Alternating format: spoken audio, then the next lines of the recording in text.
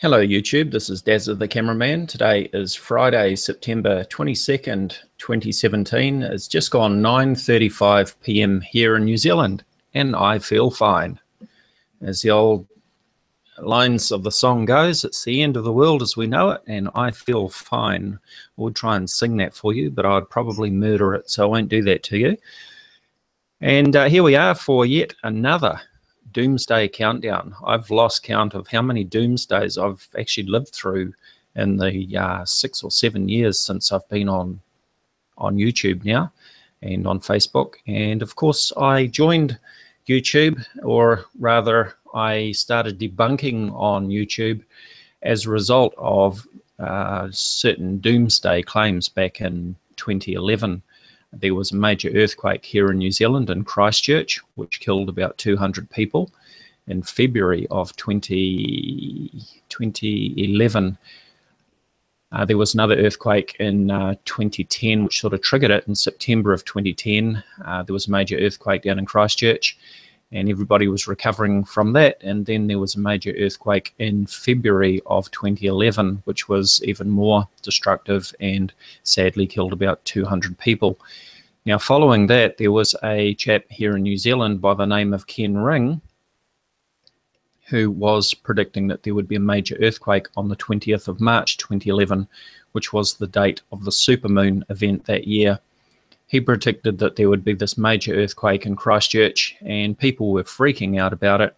And as a result of his predictions, I sat down and did a bit of research, checking back on all of the major earthquakes in New Zealand, going back to, I think it was about 1843, if I remember correctly, and checked those earthquakes against the phases of the moon, because this chap was claiming that, you know, the moon being a full moon and a super moon where it was at its closest point to the Earth, the gravitational forces were going to cause this massive earthquake.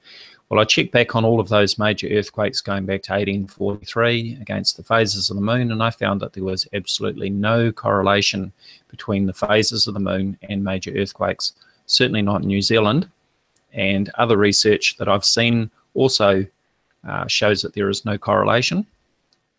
There may be a correlation with micro earthquakes, very tiny little earthquakes that we don't feel, which is hardly surprising when we consider that we know that the moon, that the effects of the gravitational forces of the moon does cause the daily ocean tides. So it's no surprise that there would be some little micro earthquakes. But if the moon were having such an effect on the Earth as to cause major earthquakes, we should be able to show a peak in earthquake activity every new moon and every full moon, or every 2 weeks, and we simply don't see that. Please just let me know in the chat if you can hear me okay, and if the sound levels are okay, and make any adjustments if I need to. So at the moment, people are freaking out because of the predictions about September 23rd, the sign in Virgo and all of that. And I did do a hangout the other day where we looked at these predictions with the sign in Virgo and what it says in Revelation. And the claim that has been made is that this is a once in 7,000 year event, which simply isn't true. And if you were following the hangout the other day, you would have seen that we looked at this article, which is reposted on earthsky.org. It was originally published at the Catholic Astronomer and was reprinted there with permission. And this chap, this astronomer, went through and checked, and he found that this same basic arrangement or conjunction has happened 4 times in the last 1,000 years at least. He may have actually missed a few. Now, actually, some time ago, I tried to go back using Starry Night to check for this sort of arrangement, and I found that I just didn't have the patience or the mental energy to go through. So it was quite nice to actually find this article and find that somebody had actually gone through and checked the dates, at least in the last 1,000 years. He only went back 1,000 years. If he'd gone back further, he would have found some more conjunctions such as this. So as we checked the other day, we found that in September 1827, September 1483, September 1293, and September 1056. We see the same sort of arrangement. And I could have a look at those a little bit later. I can pull up Starry Night again and check those out. But certainly the claim that this is a once in 7,000 year event simply isn't true. It happens every few hundred years. So, you know, if it's happened 4 times in the last 1,000 years, well, going back 2,000 years since the time of Christ, I guess we can assume it's happened at least 8 times. Now, I also remember Harold Camping. Does anybody remember Harold Camping? I think that was back in 2011 as well. And he was predicting the rapture. I think it was in May and then October, if I remember correctly. And he and his followers sold up their possessions and sold their houses and went on the road and announced to everybody that the rapture was definitely happening in May and then I think October 2011. And of course it didn't happen. And Harold Camping is no more. He's since passed away. And we're all still here, still waiting. And then of course there was 2012. December 21st, 2012, and the end of the Mayan calendar. And people were freaking out about the end of the Mayan calendar. And there were all sorts of predictions that the rapture was going to happen and that there was going to be this sort of upgrade. And, you know, people were talking about we were going to be upgraded to 5D and all this sort of thing, 5-dimensional beings. Well, here we still are 5 years on in 2017. Almost 5 whole years since 21st of December. I also remember Alexander Retrov, real name, Trevor Alexander. He's an Australian guy who in 2011 announced that that the end was actually going to come in September of 2011. And that the whole 2012 thing was a hoax to try and take everybody's attention off the real end of the world date, which he claimed was going to be in September 2011. And he sort of took YouTube by storm, and he had thousands of people watching his videos. And he made some pretty big statements about how there were going to be magnitude 15 earthquakes, which is actually impossible. And then, of course, when it didn't happen, he said that the voices in his head, seriously, the voices in his head that were communicating with him, his spirit guides, if you like, were just testing everybody. So it was all just a test to see how everybody would react to a false date. And there we go, 2011. So now 6 years ago, and everybody's forgotten about Alexander Retrov. I had a lot of fun with Alexander Retrov. I've still got the videos on my channel, so if you want to check those out, they're a lot of fun. What else do we have? I remember it wasn't so much an end of the world scenario, but in the same sort of sense as the end of the Mayan calendar or what people are on about at the moment. But remember Y2K? And people were predicting that, you know, all the computers were going to crash and it was going to cause catastrophes all over the world, and you know, the money system would crash and all these things would happen, and it was going to be a complete disaster.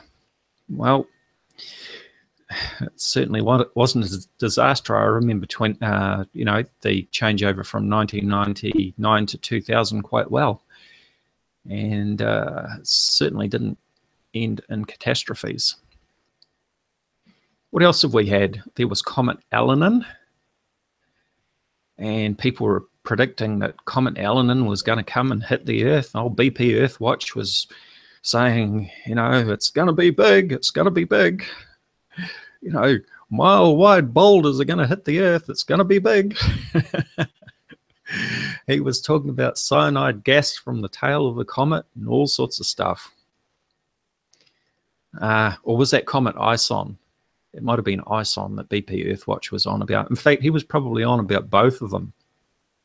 But Comet Elenin was the first one, and you remember that the doomsayers were making a big deal out of the name Elenin, and they said that it was a acronym for Extinction Level Event Nibiru Impact Near.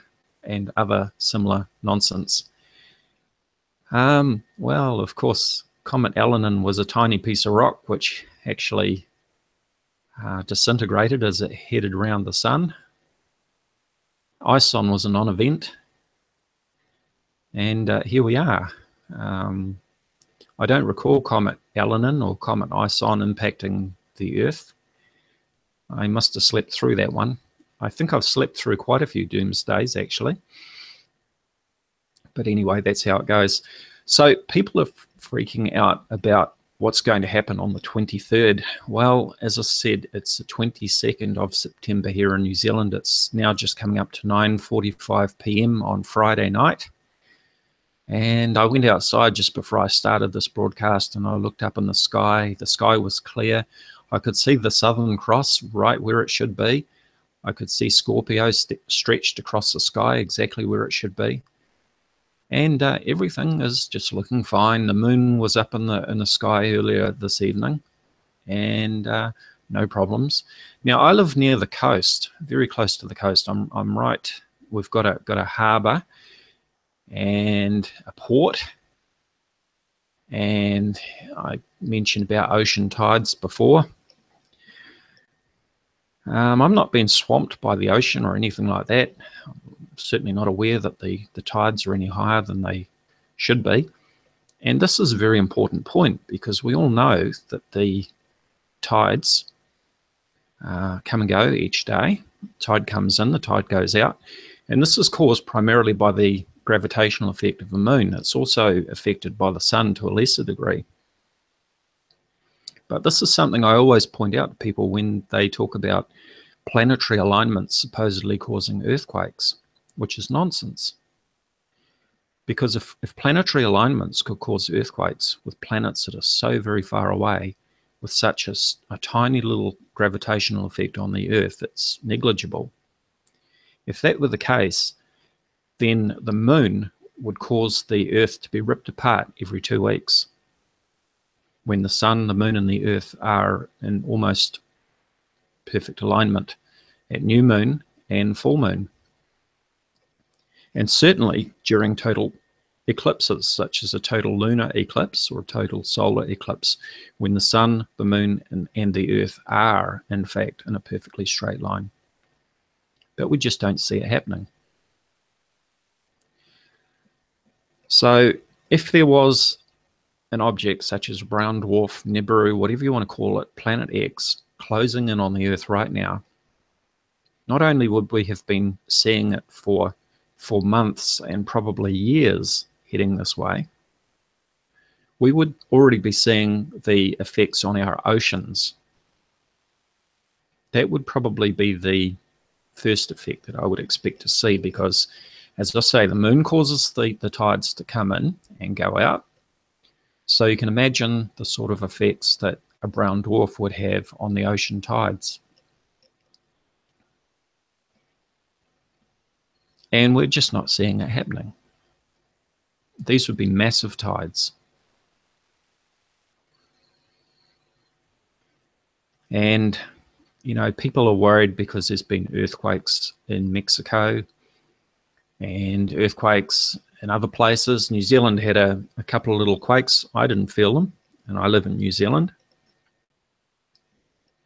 But people have to remember that earthquakes happen every single day of every week, of every month, of every year. Earthquakes are a normal part of everyday life on planet Earth. And earthquakes and volcanic eruptions are the forces that have been shaping this planet forever. You know, when you see the mountains and valleys and so on, it's all because of the natural geological forces at play on the Earth. The Earth is dynamic and it's always changing. Now, let me pull up some statistics. Well, first of all, yes, I've already pointed that out about the dates in September 1827, 1843, 1293, and September 1056, when we've seen the same basic arrangement in Virgo, as people are freaking out about at the moment. So let me just pull up on my other screen. I'll pull this up in a minute. I've just got to Google it first. I meant to pull this up earlier.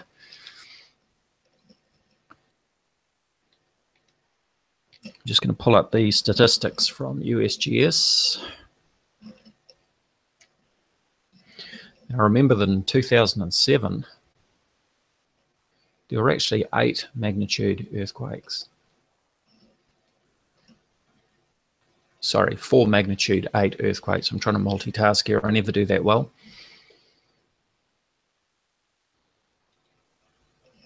Okay, so here you can see the list of earthquakes from 2000 through to 2016. And you can see that normally there are 1 or 2 magnitude 8 earthquakes worldwide per year. In 2007, there were actually 4. And you can see that there were a bunch of magnitude 5 to 5.9 earthquakes as well. Well, hey, maybe Nibiru Planet X was passing through in 2007, but the Nibiru Planet X believers tell us that it comes through every 3,600 years, if I remember correctly. So that doesn't stack up. And then what if we look at 2004? Look at the number of deaths that occurred in 2004 due to a major earthquake. Well, there were 2 magnitude 8 earthquakes in 2004. Now, there has been 1 magnitude 8 earthquake in 2017 so far, which was the big earthquake in Mexico. You're not seeing my screen? Okay, sorry about that. Let me just pull it up. It's dropped out.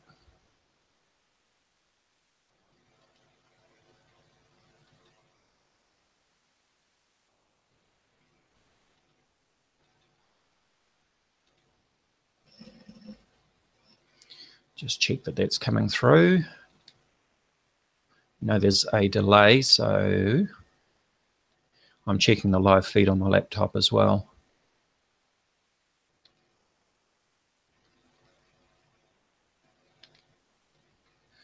Okay, well, I've used Chrome in the past and it's always come up, so I'm not sure why that's not coming up at the moment.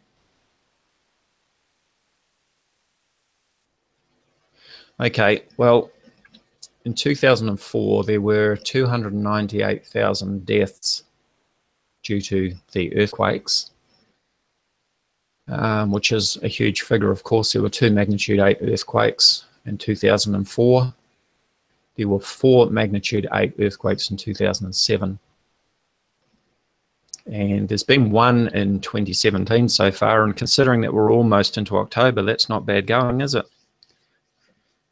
Especially when you consider that Planet X is supposed to be here. Well, Planet X is supposed to be here since, what, 2003? Nancy Lieder predicted that Planet X, Nibiru, was going to be here in May of 2003, and she even advised her followers to euthanize their pets, as she had done. She had a couple of puppies and she killed them, which was very sad, and I hope that not too many people followed her example by doing that, because obviously it was still for nothing. Yes, I can't get that to share for some reason. It normally does share. I'll try and share it again.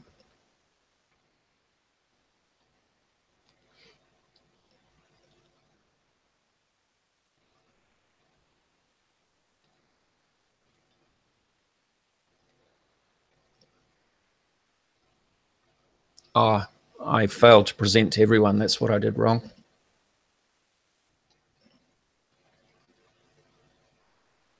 Okay, we should have some success with that now. Sorry about that.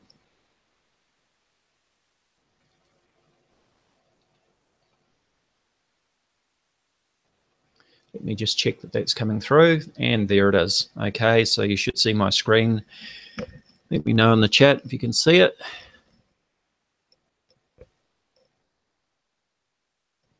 I'm actually using 2 computers. So I'm doing my screen share on my laptop.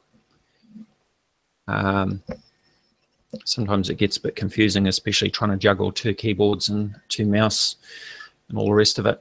So this is what I was showing, was that in, well, from the year 2000 through to 2016, you can see that for the magnitude 8 earthquakes, there's normally 1 or 2, sometimes no magnitude 8 earthquakes.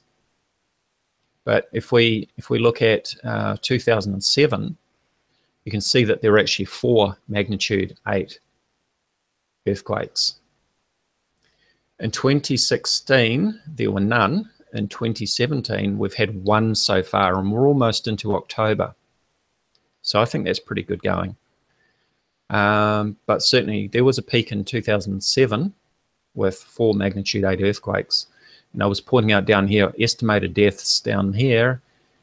If we look at 2004, it was a very bad year with almost 300,000 people died as a result of the earthquakes that occurred that year, probably these 2 magnitude 8 earthquakes. So we've had 1 magnitude 8 earthquake, which was in Mexico. Now Mexico, like New Zealand, is right on the Pacific Ring of Fire, which is a very active fault zone. Here in New Zealand, earthquakes are not uncommon. I've felt many earthquakes during my lifetime, and some of those earthquakes have been quite strong. In fact, I felt the major, I think it was a magnitude 7.9 earthquake, which occurred in Kaikoura in late 2016. I was sitting here in my chair, it was just after midnight, and I was just about to go to bed, and I could feel myself swaying. And at first I thought it was me because I wasn't aware of anything actually shaking. And so I tried to sit very still, but I couldn't stop swaying. And I started to wonder if I was actually having a medical event of some kind. And then I looked across the room and I did see something that was actually swinging, and I realized that it was an earthquake. So yes, we do get a number of earthquakes here in New Zealand. I remember the 1987 Edgecombe earthquake, which was quite damaging. And as I mentioned at the start, there was the major earthquakes in Christchurch in September 2010 and February 2011, which did a lot of damage. The one in February 2011 killed about 200 people. Now, my mother and my sister and her family live in Christchurch, and it was quite a traumatic time for them and all of the residents of Christchurch. But that is the nature of life when you live on an active fault zone, and it is just something that we come to expect here in New Zealand. Now, it's not normal, of course, to have major earthquakes and buildings falling around at any particular location, but of course it can happen at any location when you're on a fault zone. And unfortunately for Christchurch, it was their turn in 2010 and 2011, as has happened with other locations such as the 1931 Napier earthquake here in New Zealand. Was another major earthquake. But that's, as I say, that just goes with the territory. If you're living on an active fault zone, you can expect earthquakes. The same thing happens in Australia. So for there to be a major earthquake in Mexico is nothing unusual. Sadly, a lot of people have lost their lives and lost their homes, but it's not because of an incoming brown dwarf or because of, a conjunction in Virgo on the 23rd of September. It's just life as normal on planet Earth. Earthquakes always happen, they always will. After the Christchurch earthquakes and the Japan megaquake, that was in March 2011, I think. March 11th, 2011. And that was interesting, actually, because remember I was talking about this guy, Ken Ring, predicting this major earthquake on the 20th of March, 2011. And I was debunking him. I mentioned how I'd gone through the major earthquakes here in New Zealand going back to 1843 and compared them to the phases of the moon and found that there was no correlation. And here we were in the lead up to March 20th, 2011, when Ken Ring had predicted that there'd be this massive earthquake in Christchurch, New Zealand. And then on the 11th of March, as I recall the date was, there was the megaquake in Japan. And I'm, you know, for a moment there, I was in a bit of a panic. Old Dazza the cameraman was in a bit of a panic because there was this major earthquake in Japan. And then reason came riding in on a white horse, so to speak. And I checked the distance of the moon away from the Earth on the 11th of March 2011. And I found that the moon was still actually further away than its average distance at that time when the Japan earthquake happened. So it had nothing to do with the supermoon event. The moon wasn't even at its closest point at that time. It was still approaching. So you know, that sort of took away the little bit of panic that I had there at the time, because I thought, well, maybe there was something in it. But of course, if there had been something in it, I would have expected to see that also with that research that I did on the past major earthquakes going back to 1843 or whatever it was here in New Zealand. There was no correlation between earthquakes on the full moon and the new moon, and you would certainly expect to see a tide of earthquakes every full moon and new moon, just is the same way that we see it an ocean tide every day. And you know, the tides are higher at certain times of the lunar month because of the influence of the moon on the or the gravitational effect of the moon on the oceans. So getting back to some of the points that people are asking, and let me just pull up Starry Night here. And we'll take a look at where the planets are right now.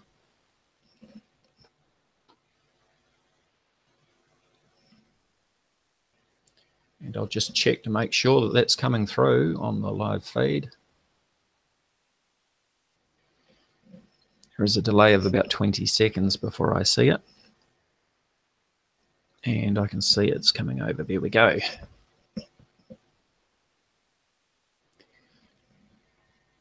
Good night, Z1, if you're still there. Thank you for checking in.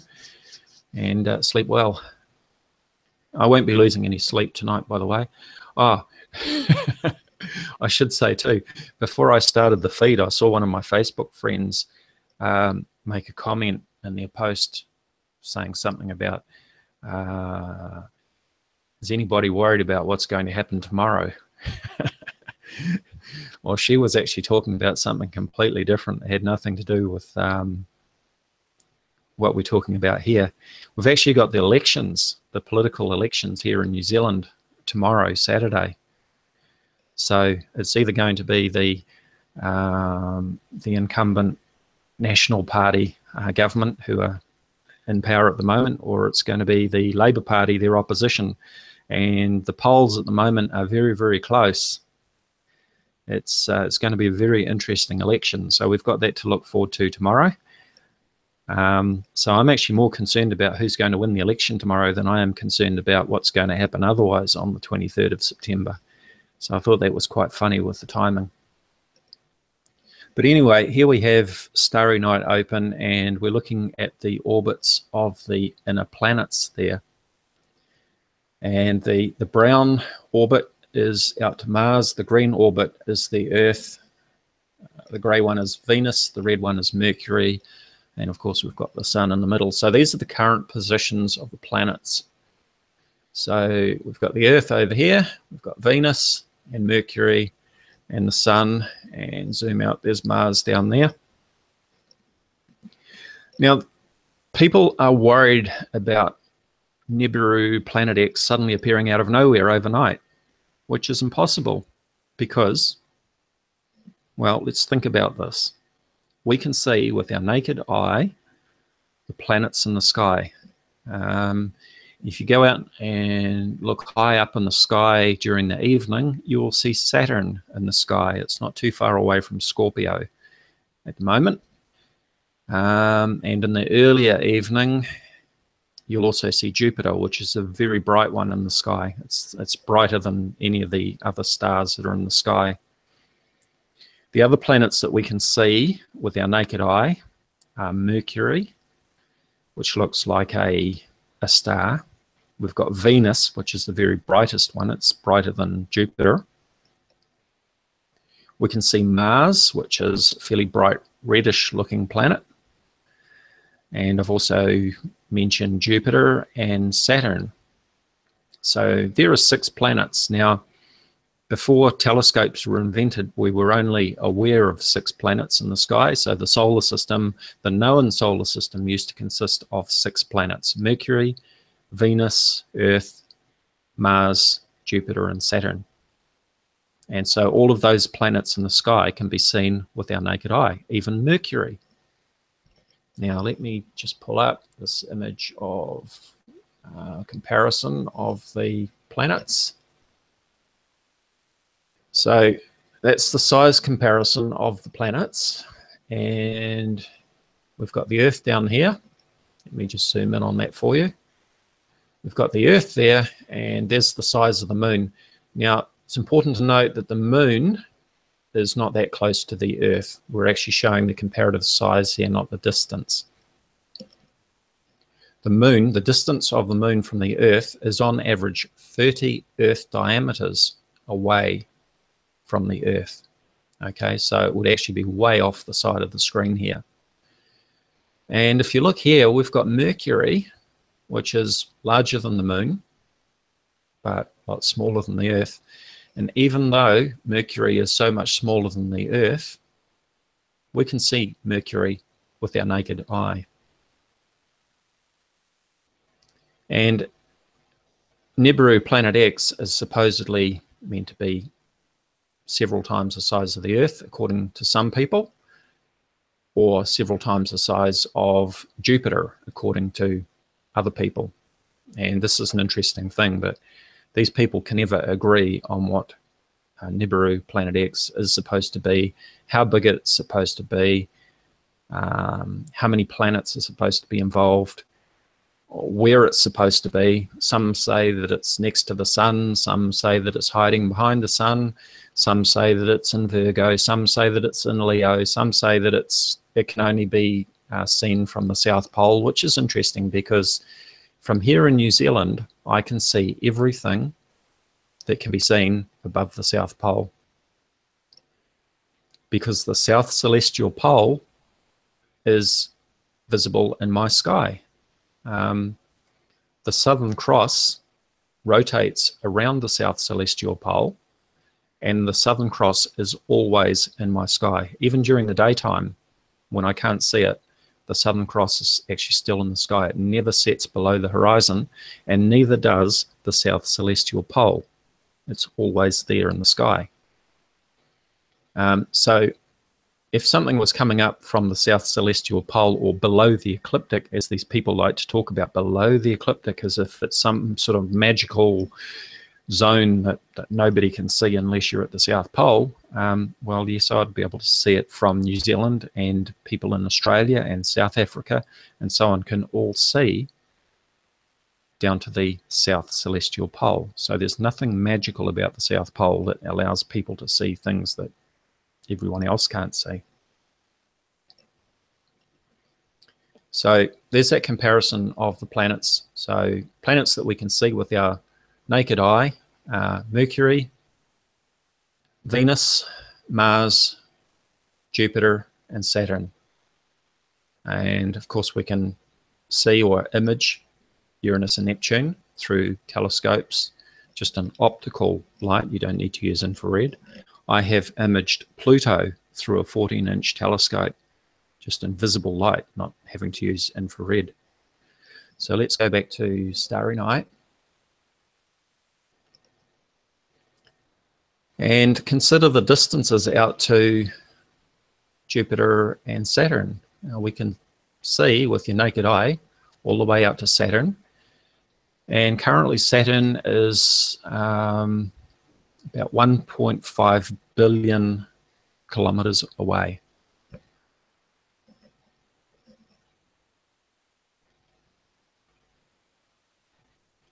Just going to pull up a new file here so that I can keep this one up, and we can look at the distances as well.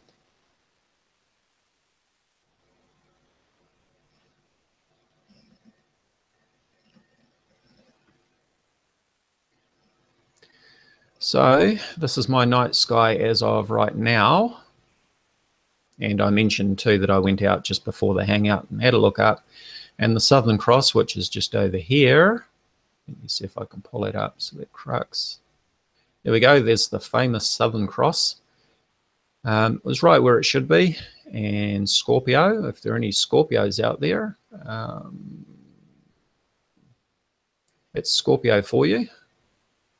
And we've got Saturn here, is not too far away from Scorpio. Let's show the info for that and the distance.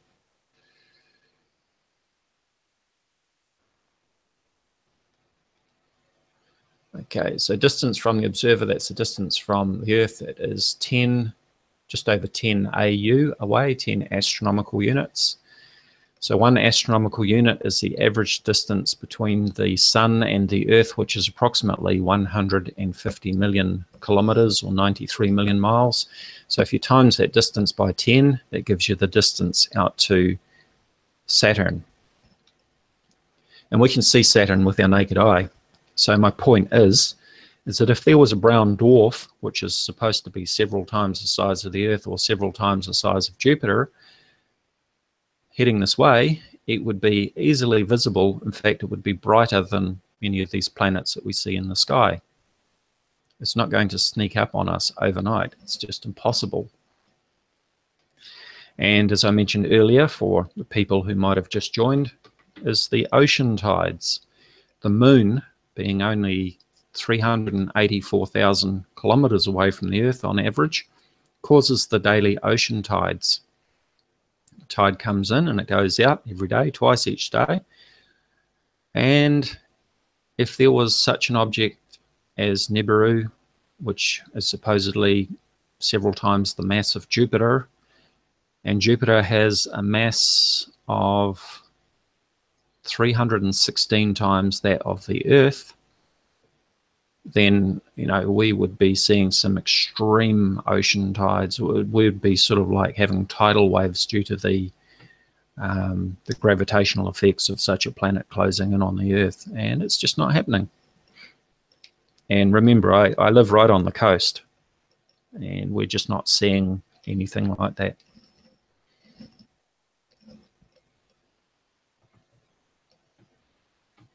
So I'm going to have a look at the chat. In fact, I might just pull the chat up on the screen for a while here.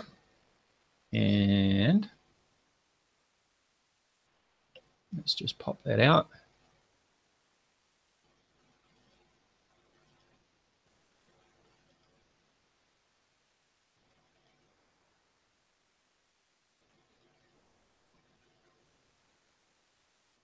Okay, here comes the chat.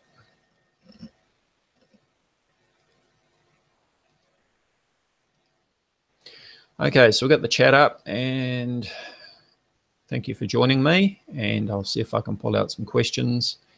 If you've got any questions that you want to ask me, I recommend that you tag me by typing Dazzathecameraman, because that will light up in orange for me. It'll be easier for me to spot your question if you've got a specific question that you want to address.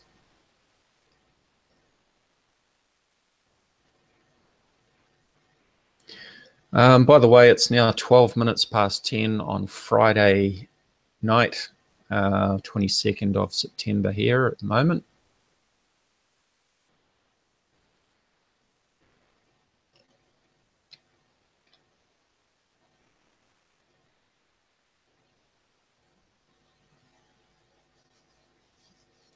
Now, something I should talk about probably are the hurricanes. And again, I touched on this on the previous Hangouts, is that, yeah, we've seen some pretty mean hurricanes in the last couple of weeks. And this is certainly a result of global warming. Hurricanes and tornadoes are driven by heat. And as the planet warms due to increased CO2 levels, which are going up, they've now gone through the 400 parts per million level, then the oceans are warming, and it's actually the heat of the ocean which drives the hurricanes. Hurricanes require energy to drive them, and this is what's happening with global warming. I saw a very good graphic presented on the news the other night which explained how the hurricanes are actually driven. I might try and pull that up in a video sometime, because I thought it was very well done, explained it very well. But as we're going to see increasing warming, I think it's fair to expect that there's going to be increased hurricanes and tornadoes, sadly. Also, with the warming, you've got increased evaporation, which means more moisture in the air, and that's going to mean more rainfall. Yes, I'd agree, Nathaniel Cole. Scotty is attempting to profit off this recurring Doomsday event. Anything that he can pull up in his videos, he will try and capitalize on. He's been doing that, for over a year now, since I became aware of his videos, and it's the same old thing. And every time there's a major event, such as an earthquake or a hurricane or a solar flare or anything, he's all over it, because he's a fearmonger. So he's trying to cash in on it and trying to push his videos.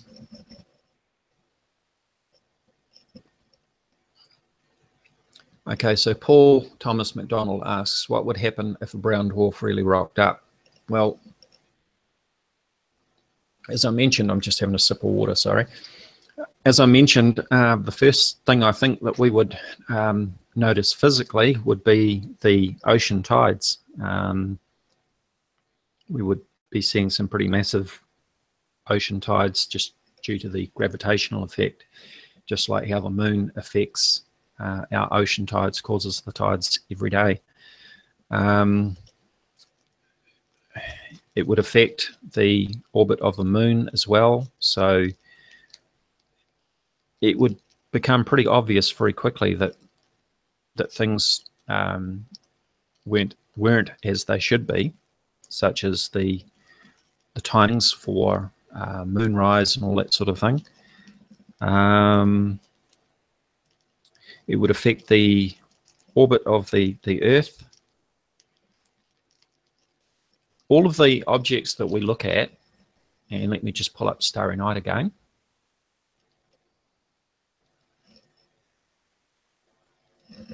All of the objects that we look at in the sky have these right ascension and declination coordinates, okay?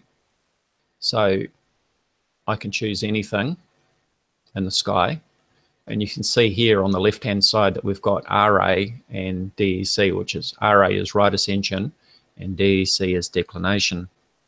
So this is its position in the sky. Now, the stars always maintain the same right ascension and declination coordinates.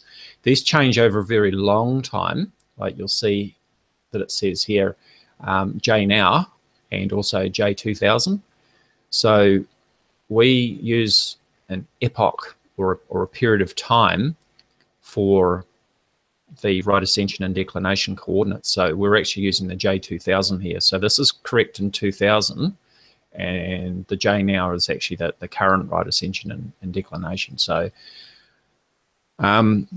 this is because of precession, which takes about 26,000 years. So the Earth does this really, really slow wobble. Back at the time that the pyramids were built, the pole star was not Polaris, it was a star called Thuban. But my point is that if there was a brown dwarf rocking up now, and it was affecting the Earth and sort of knocking the Earth off its axis, the first things that we'd notice with the positions is that they'd all be wrong. And for example, Polaris would not necessarily be in its correct position as the northern pole star. And you know, Polaris is used to align telescopes, doing polar alignment, that sort of thing. Anybody using an automatic go-to telescope where you select an object and push go-to, and the telescope automatically slews to find that object, they would find that the telescope would not be finding the objects correctly. Now, of course, it is important to make sure that the telescope is correctly aligned if you're using a go-to telescope, otherwise it's not going to work anyway. But for a correctly aligned and set up telescope, the go-to function will always work.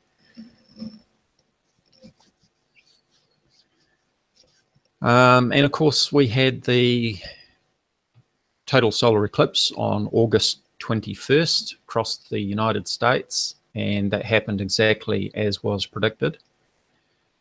And I said beforehand that, you know, if the Earth was supposedly, or if the solar system was supposedly being affected by a brown dwarf passing through, then we could expect that the predictions that were made for the solar eclipse across the USA on August 21st would all be out. But in fact, it happened exactly as predicted. Again, confirmation that everything is normal. Now, tomorrow morning, New Zealand time, just after 8 a.m. is the equinox. And that is when the sun rises due east and sets due west everywhere on the planet, which is really interesting if you're getting into the flat Earth debate, because that can only work on a globe Earth, it cannot work on a flat Earth. But once again, you know, a great opportunity to actually go out and check your sunrise and your sunset position on the equinox and confirm that the sun is actually rising due east and setting due west exactly as it should be for around about 22nd or 23rd of September. The equinox happens at the same time every year, give or take a day, in March and September. So every 6 months you've got the equinox. And you've also got places like in Manhattan, New York. They've got what they call Manhattan Henge, which occurs at a particular time of the year, where the sun is setting as you're looking down the roads in Manhattan, setting between the buildings. And if the sky is clear, of course, not clouded out, it's another confirmation that the sun is rising and setting exactly where it should be, and that the Earth has not tilted on its axis, as some people claim that it has. If the Earth had tilted on its axis, as people have claimed, then Polaris would no longer be a pole star, would it? But Polaris is exactly where it should be. So, you know, from an astronomy point of view, everything is exactly as it should be.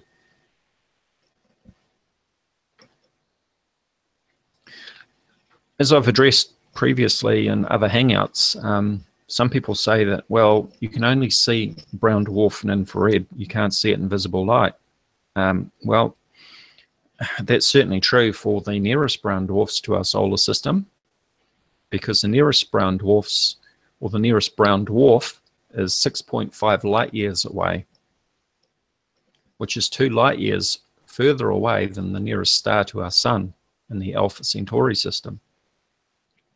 So the nearest star to our sun is about 4.3 light years away, and the nearest brown dwarf is 6.5 light years away. So at 6.5 light years away, it is too far away from the sun. And remember that the sun is the only light source within our solar system, only visible light source within our solar system.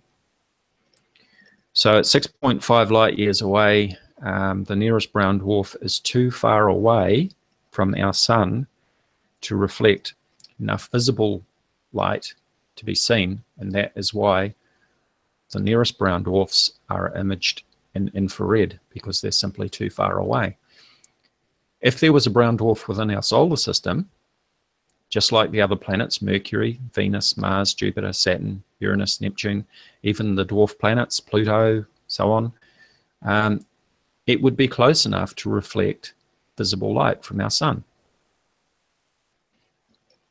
There is nothing magical about a brown dwarf that would make it invisible. It would reflect light just like the planets do, and it would show up very, very brightly, just like Jupiter or Venus do.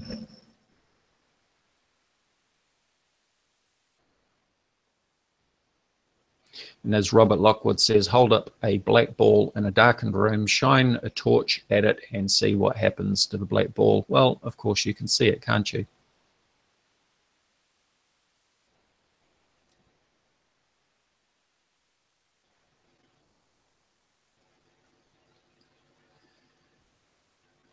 So we don't need to worry about a brown dwarf Nibiru Planet X turning up overnight or over the weekend or anytime soon. If there was such an object, we would see it coming a long time before it got anywhere near us. And I mentioned Comet Elenin and Comet Ison at the beginning of this hangout.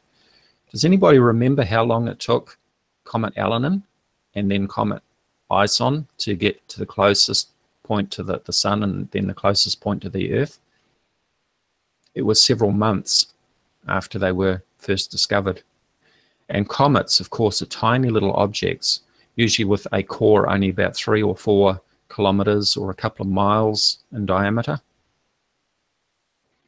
Certainly not something that is supposedly several times the size of the Earth or several times the size of Jupiter, as some people would have us believe.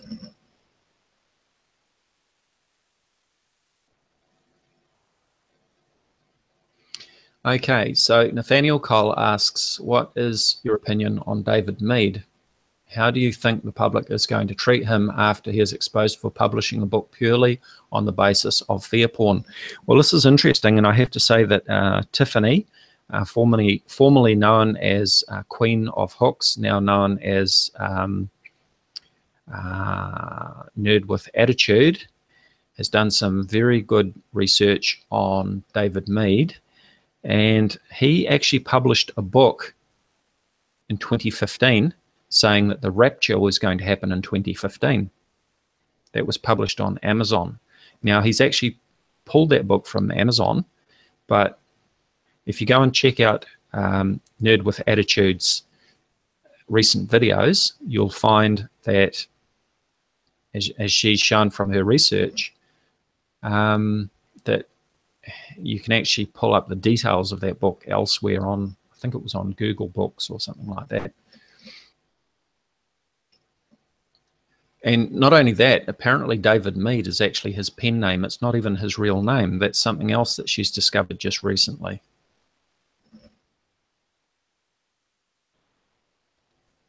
So there we have it. David Mead actually predicted that the rapture would occur in 2015. And this is what happens time and time again, is that these people make these predictions, and then, of course, nothing happens. And then they sort of go quiet for a little while, and then they reinvent themselves and they come up with another date. Same thing I mentioned about Harold Camping. At the beginning of this hangout, I mentioned Harold Camping. Do you remember him? He predicted that the rapture was going to happen on, I think it was the 21st of May, 2011, if I remember correctly. And then when it didn't happen, I think it was the 21st of October, 2011. He went away after the May NonEvent and said, oh yes, he got his calculations wrong, but he's definitely got them right this time, and it was going to be October 2011. Well, Harold Camping is now dead and gone, and we're all still here and we're still waiting. So, you know, yet another doomsday or rapture date predicted that came and went, just like David Mead's prediction for 2017 that came and went, and here we are again.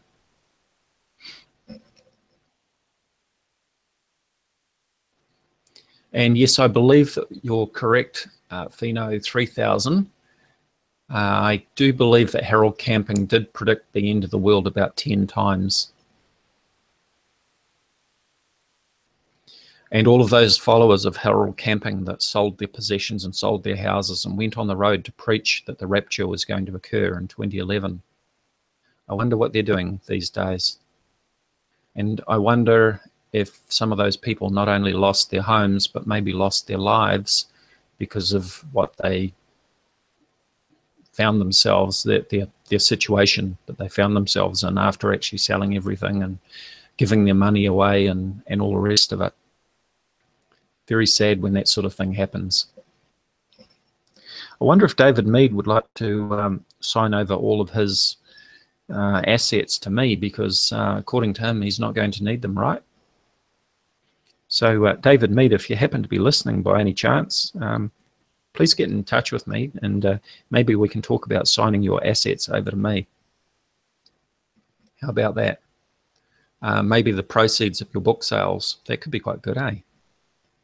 I could really use that. Ah, there's a plan. Am I anticipating any new Doomsday prophecies for 2018? Absolutely. It never ends. There's usually several every day. And I don't expect that 2018 will be any different. And let me get that out of the way. There we go. And 2019 and 2020, and so it goes on. So I've been on YouTube debunking nonsense since 2011.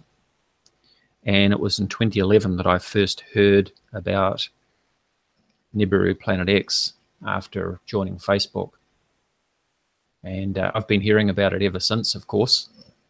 And I've been debunking Nibiru Planet X for 6 years, and I expect I'll probably be debunking Nibiru Planet X for another 6 years at least. Nibiru Planet X was supposed to arrive in May of 2003, according to Nancy Leader. And here we are in 2017, 14 years later, and we're still going, still waiting for Nibiru Planet X to arrive. It's certainly not in my sky, and here I am in the southern hemisphere, looking below below the magical ecliptic that apparently nobody can see below, unless you're at the South Pole, which is nonsense, as I explained earlier. I can see all the way below the ecliptic to the South Celestial Pole. Let's have a look at that in Starry Night.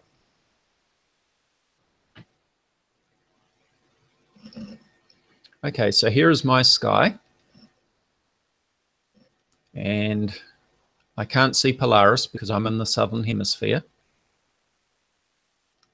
Okay, and there's Scorpio. So if there are any Scorpios watching, Scorpios in the sky. This is at the current time. This is right now, 10:31. Let me change that to local time.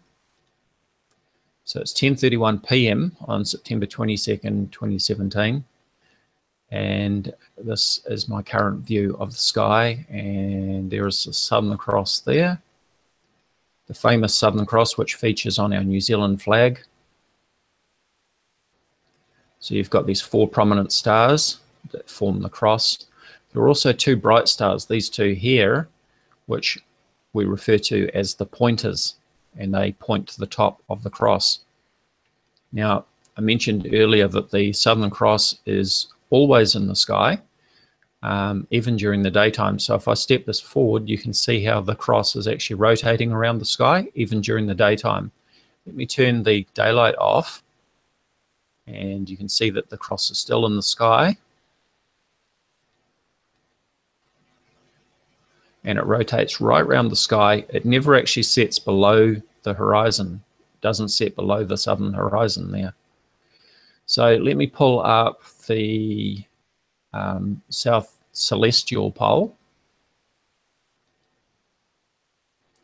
So if we were at the South Pole, then the South Celestial Pole would be straight up in the sky. So I can actually see all the way below the ecliptic, and the green line there is the ecliptic, to the South Celestial Pole. So there is nothing in the sky that would be visible from the South Pole that I wouldn't be able to see from here in New Zealand. I'll pull up the South Ecliptic Pole as well. That's the South Ecliptic Pole. And let's pull up a grid. So it's the celestial grid that's coming up. There we go. That sort of gives you more of an idea of the sphere of the sky, if you like. It'll get the flat earth believers excited when I start talking about the sphere of the sky. I think you get what I mean.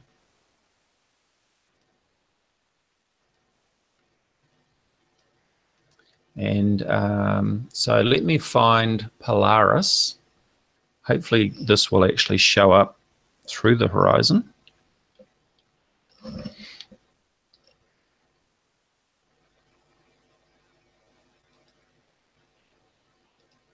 I'm not sure if it will or not.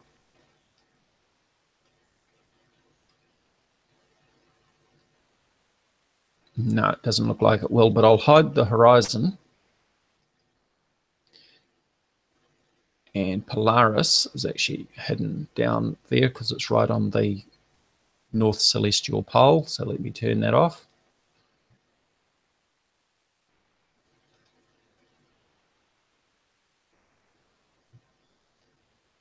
And there you can see Polaris. So let me turn on an artificial horizon. So that's my horizon line. Okay, so if we could see the ground, then the ground would be below this line. So you can see that Polaris is actually below my horizon by 37 degrees, because that is my latitude, 37 degrees south.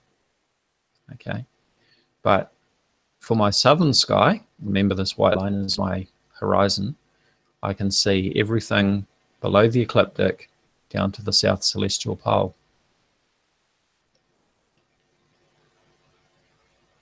Let's do a reset on that, and we're back to where we started.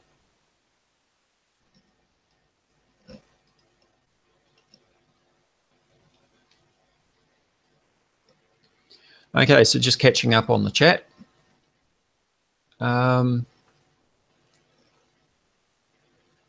Yeah, I'm looking forward to hearing some sort of response from David Mead, maybe in a month's time or something like that. But no doubt he'll be saying that, you know, hurricanes and earthquakes and things like that are all part of what's going on. Well, hurricanes and earthquakes have always happened. There's nothing particularly unusual about earthquake activity at the moment. Yes, there was a magnitude 8 earthquake in Mexico, but on average there are 1 or 2 magnitude 8 earthquakes per year anyway. And so far this year we've only had 1, which was one in Mexico, and we're almost into October already. So nothing unusual about having 1 magnitude 8 earthquake during the year. And as I pointed out earlier, in 2007 there were actually 4 magnitude 8 earthquakes. That's the nature of random events. You know, sometimes you get more, sometimes you get less, sometimes we have none. Like in 2016 there were no magnitude 8 earthquakes.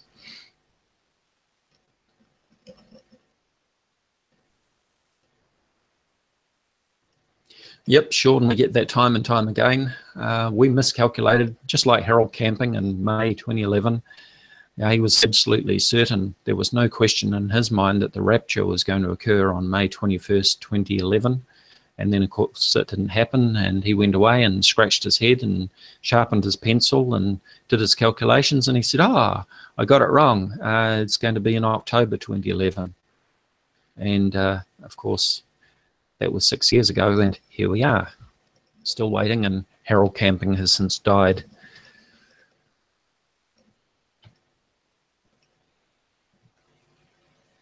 Okay, so Robert Lockwood says, Scotty maintained that Mercury wasn't Mercury in a recent video. Where was it between the 6th of September and the 10th of September in relation to stereo A as a matter of interest? Well, let's pull that one up and have a look. Okay, so I've got that saved to my favorites, stereo A.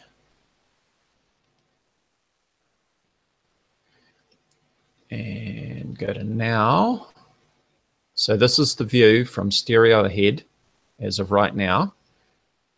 And got a memory like a goldfish. From the 6th of September to the 10th of September. Okay.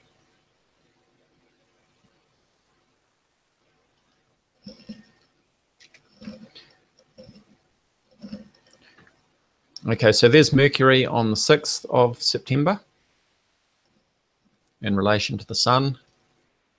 And that's the 7th, 8th, 9th, and 10th of September. So I hope that answers your question there.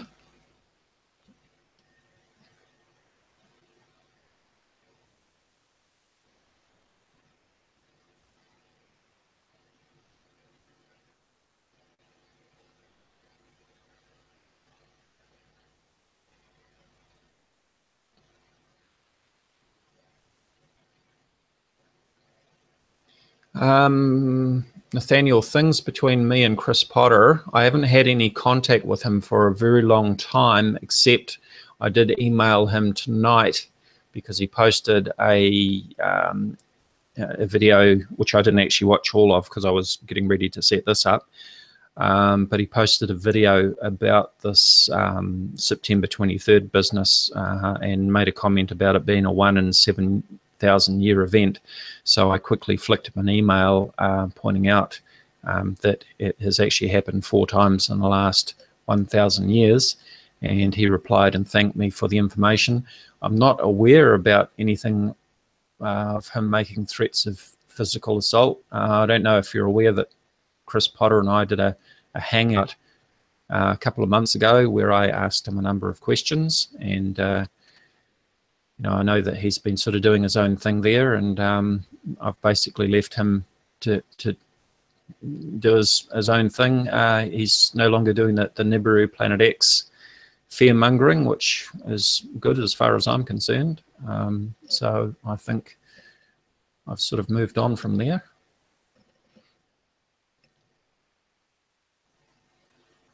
I'm just reading the chat here. Okay, who was that, Sean? Just uploaded Venus through a solar filter about 15 minutes ago. Was that our friend Scott, was it?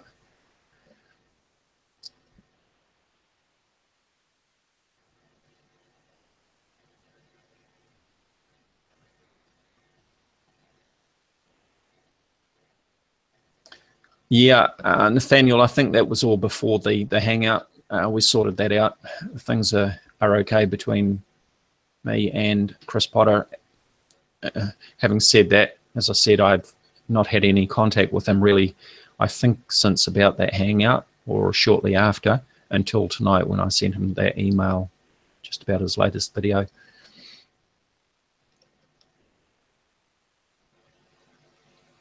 Okay, Robert Lockwood, so no, Mercury is not Planet X. And no doubt Scott was saying that Mercury was Planet X in the stereo ahead images, but no, it was definitely Mercury, not Planet X.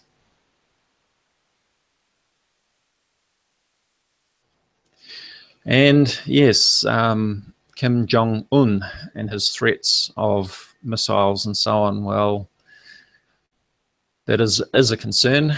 I guess it's really no different to other threats.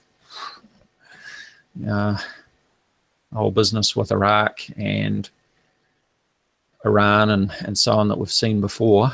There's no doubt that Kim Jong-un is a loose cannon, and he's been firing these rockets off left, right, and center. And I guess something's going to have to give one way or another. So it's going to be interesting to see how that unfolds. He's been talking about testing a hydrogen bomb in the Pacific, which is our backyard and here in New Zealand, of course.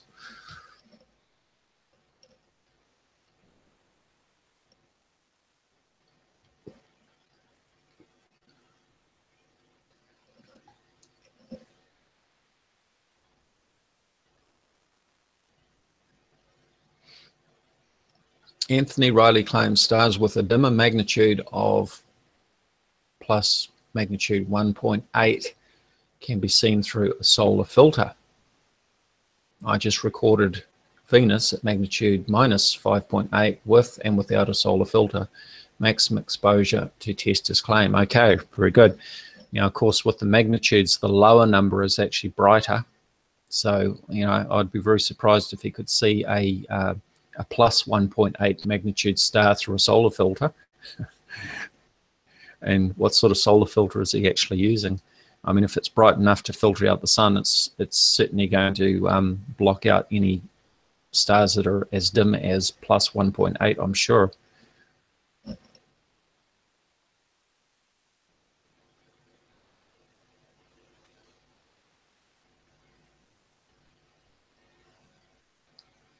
Are there any other specific questions that anybody wants to ask me? Maybe something I can pull up in Starry Night, or if you want to ask about statistics with earthquakes or what's going on with the hurricanes or anything like that. If you've got any specific questions, as I say, it's best to actually tag me as Dazzathecameraman so it lights up orange as you can see on the screen there.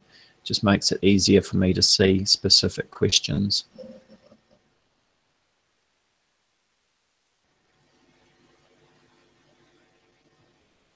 Yeah, I haven't really been following Scott's videos. I tend not to watch his videos. It's only if something of particular interest is drawn to my attention that I even bother looking at his videos at all. I mean, it's just more of the same old nonsense. I know that he tries to have a go at me now and then. Sometimes I think he's just desperately seeking for more attention, which is why he does what he does. That's what it's all about. You know, the old saying, any publicity is good publicity, right? And it's all about views to Scott, because views means money. So, yeah, it's quite funny that Scott accused me of being a Satanist and a Freemason and all the rest of it. And there he was on his Mon Valley Paranormal Facebook page with his, I called it a pentagram. Now, I was corrected on that because it would be a pentagram if it was up the other way. So if it was an inverted star, it would be a pentagram. But anyway, there he was, supposedly trying to communicate with the dead, and he called me a Satanist and a Freemason. And there he was he had this thing hanging around his neck, the star, which is supposedly a Wiccan symbol, Wiccan, to do with the elements and all that sort of thing. But yeah, interesting stuff. Okay, Dazza, how many hours or years your eyes under that scope observing outside the Earth? Okay, I've been interested in astronomy since I was a young lad, and I'm approximately 50 years old. I've spent many nights outside watching the sky, even before I had my first telescope, which I bought when I was a young teenager. I'm also a member of my astronomy club, and we have a large 14-inch telescope down at the observatory, which I have free access to. Now, I don't do as much observing out under the stars as I would like to, or as much as I used to do, because of my chronic fatigue. So I just get too tired to do that. And but, you know, I'm connected with a lot of people who are doing a lot of real-time observing and astrophotography, which is another interesting thing, because you're actually filming a much wider area of the sky to get those amazing star images, you know, the Milky Way and all of that sort of thing. If there was something strange in the sky that shouldn't be there, then you can bet astrophotographers would be crying out about it, because they're photographing a much wider area of sky than astronomers do through telescopes. When we look through a telescope, for example, when you look at the moon, you're actually looking at an area of sky only half of 1 degree in diameter. So it's actually a very small area of sky that we're looking at through a telescope.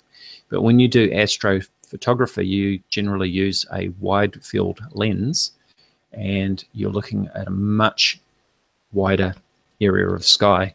And as I say, if there was something really strange that shouldn't be there, you can be sure that all the astrophotographers will be talking about it.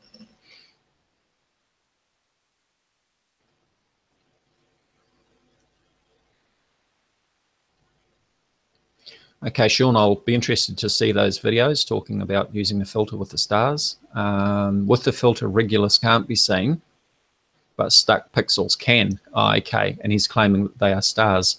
Well, yeah, okay. I wouldn't expect you to be able to see Regulus with a solar filter in, but I guess he doesn't understand about stuck pixels or hot pixels, which do look like stars. Do I believe in UFOs? Well, what do you mean by UFOs? Do you mean unidentified flying objects? Or do you mean alien spacecraft? Just to be pedantic. So if you'd like to clarify exactly what you mean by UFOs, and then I will give you a more accurate answer or response.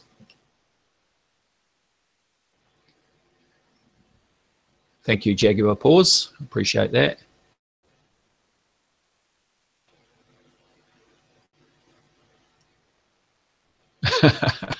Makeup tutorials. Yeah, I've had a few other ideas for videos too that would be a lot less a lot less stressful too at times. A lot less confrontational.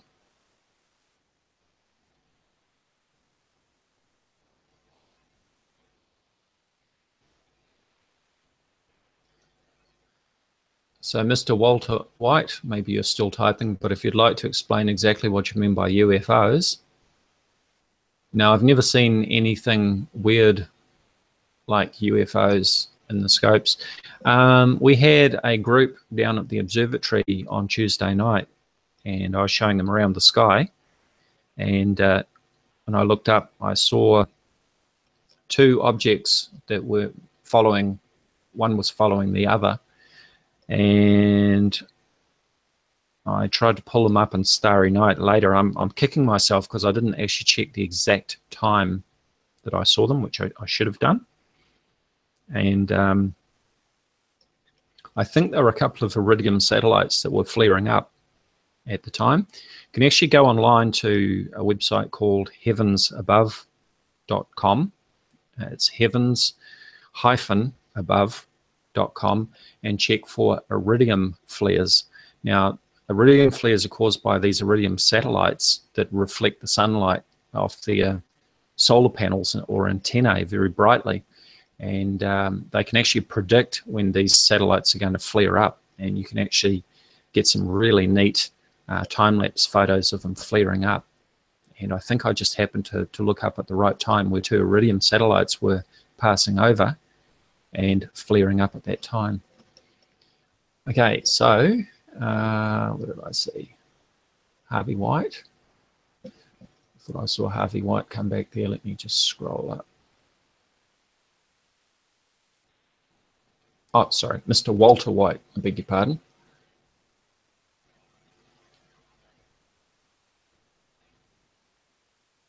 Okay, I thought I saw another reply there, but I guess I didn't.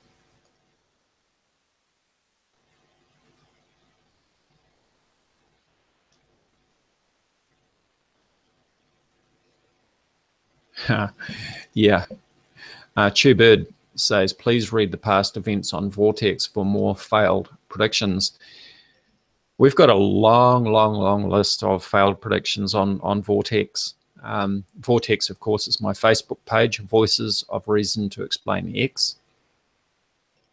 And we look at these predictions all the time, people making claims that something's going to happen on a particular date. And we set up these events, you know, to have an after party or whatever, another end of the world as we know it, after party. And I've lost count of the number of events that we've had.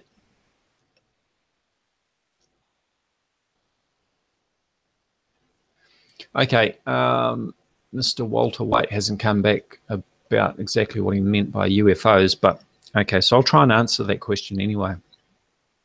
UFOs, well, UFOs normally means unidentified flying objects, which simply means something that is in the object, something that is in the sky, it's an object, it seems to be flying, and it's unidentified. Well, that could be anything. It could be a bird, it could be a helium balloon, it could be an airplane, it could be a helicopter. It could be anything that's flying that you just can't quite make out what it is for whatever reason. So a UFO, and its proper meaning, simply means something that's flying that you can't actually identify. But if you have enough information or whatever, then you might be able to identify what it is. But if we're talking about alien craft, something like that, then personally, I don't believe that there are alien craft visiting our planet, and here is why. As I mentioned earlier, the nearest star system to our sun is 4.3 light years away. Now, that means that even traveling at the speed of light, it would take us 4.3 years to travel to the nearest star system. But we can't travel at the speed of light. We can only travel at a fraction of the speed of light. So unless there is some sort of technology that we haven't come up with yet that would allow you to travel at faster than the speed of light, and people talk about wormholes and things like that, then no, I believe that the distances involved between stars is actually too great for intelligent life forms to be able to travel from one star system to another. Do I believe that there is intelligent life elsewhere in the universe? Absolutely, I believe that that's possible, because when you consider the number of stars in the universe, or even the number of stars in our galaxy alone, and remember that each one of those stars is likely to have more than one planet orbiting it, then the chances of there being planets out there amongst those stars that in the right distance, the right parameters to be able to support life is actually statistically pretty good, I would say.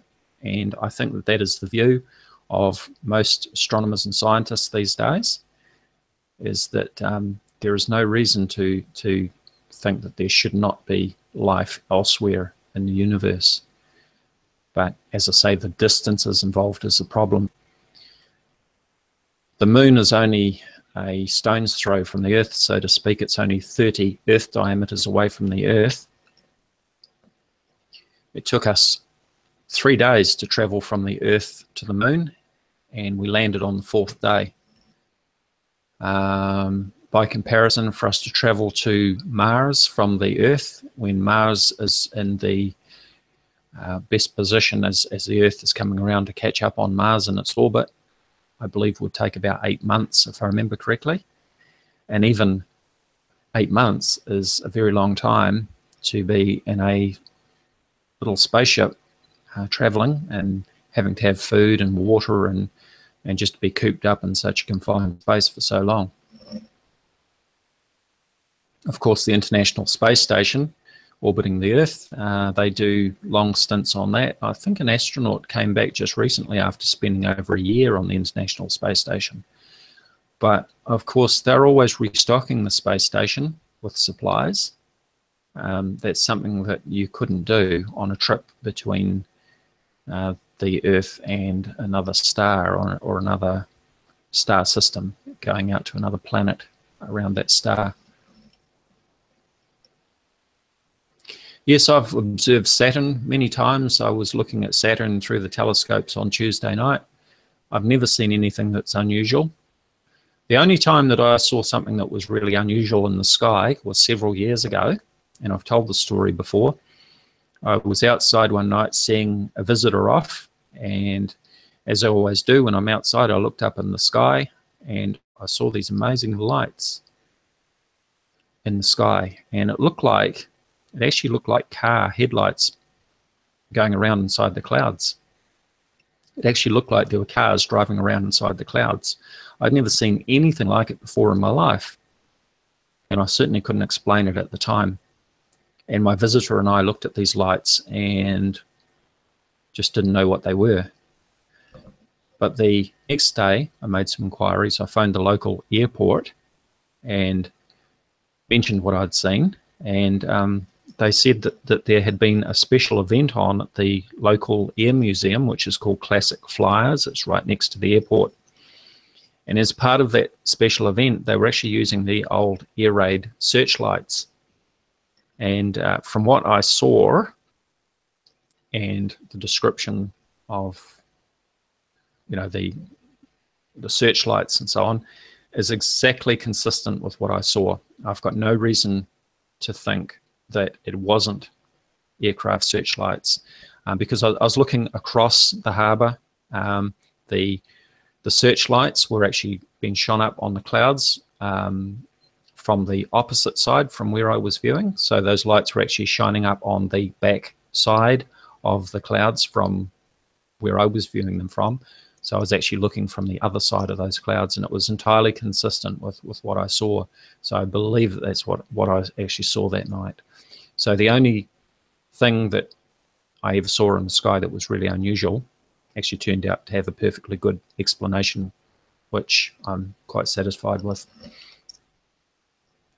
Yes, I do believe in some conspiracy theories, or some conspiracies as such. For example, I believe that the Iraq War was a conspiracy. I don't believe that there was any real evidence that Saddam Hussein had weapons of mass destruction, as was claimed. I believe that it was all about the oil that he was sitting on, and other reasons as well. For example, you know, the contracts that were put out after Iraq was bombed and destroyed to actually rebuild Iraq. Halliburton was involved in that, and there was a lot of money to be made. So absolutely, I do believe that there are some conspiracies. And of course, one of the earliest conspiracies that I remember was the Watergate scandal, which was, of course, a conspiracy.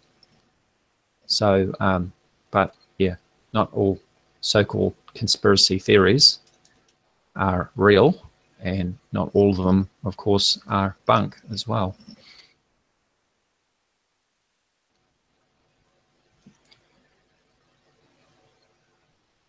Well, a lot of those other conspiracies I really don't know enough about to comment on, but the ones that I am aware of, I can. Yeah.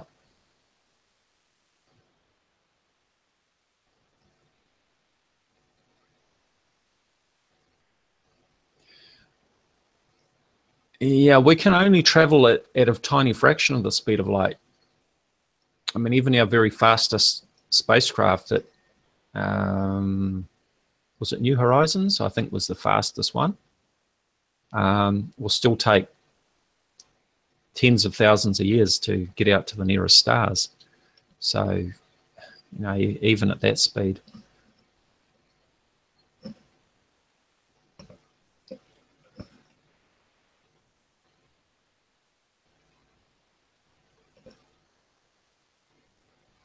Okay, I'm looking at doing another hangout in about 12 hours time. So it'll be tomorrow morning my time, which will be the 23rd of September. Ooh. So I've been going for about an hour and a half now. So I'm going to wind this up very soon. I don't like to have the hangouts go on too long. I am aware that most of my viewers around the world would probably be fast asleep at this time of the day or night, depending where you are. This is probably a better time for people on my side of the planet, in New Zealand, Australia, and so on. Of course, at the moment in the UK, what is the time? It's 11. It's just gone 11 p.m. here, and it's either 10 p.m. or 12 p.m. midnight in the UK. Let me just check. So they're on daylight saving time at the moment, and we're not, but we're actually starting on daylight saving. Yeah, it's just gone midnight, 12 p.m. in the UK. What am I talking about? Midday. See, I'm getting confused. It's getting too late in the evening for me. It's just gone 12 p.m. midday in the UK. So there's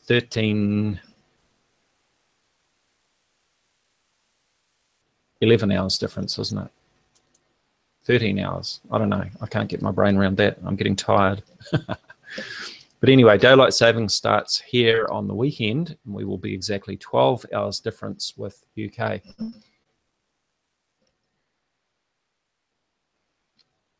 I'll check those videos out, Sean. Thank you.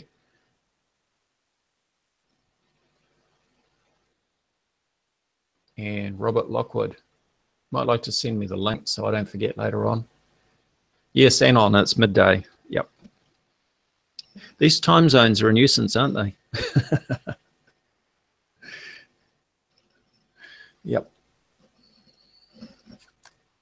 So it's a complaint that I always get from people. Oh, I missed your hangout. I was asleep. Of course, most of my viewers are in the United States, Canada, just because of the sheer number of people over there. But even when it's middle of the day here or in the early evening, here it's middle of the night or early morning over in the UK, being 12 hours difference.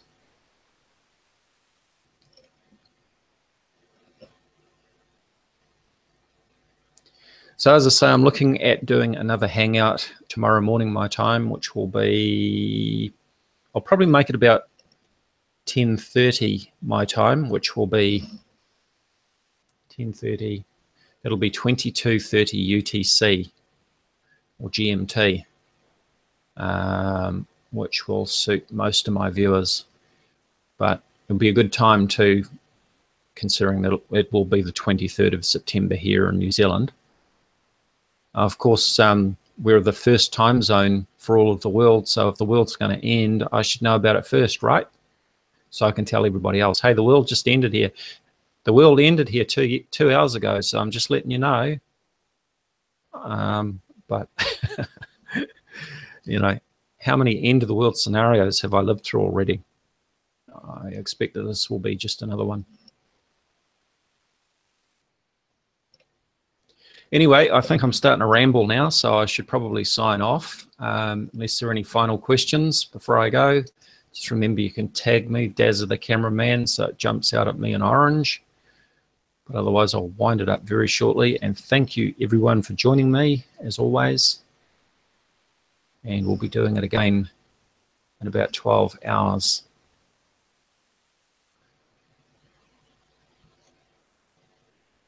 Good to see you along, Anon, by the way.